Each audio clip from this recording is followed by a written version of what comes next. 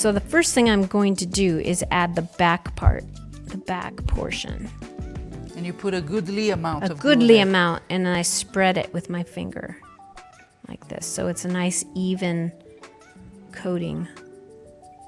Then this really frizzy bit, I'm just gonna bring it right down onto it and let it grab it. Don't tap it too much, because if you tap it too much, the glue comes through the hair. Now we're gonna add right across the top.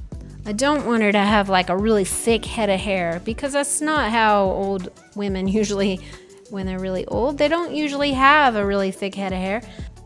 So for this top part, I'm gonna just lay the fuzziness down. Gently tap it into place. Now you're gonna let it dry for a second. This is cute. It looks cute. Very cute. Hey Curious Mondo fans, thank you for checking out our YouTube channel. Don't forget to subscribe.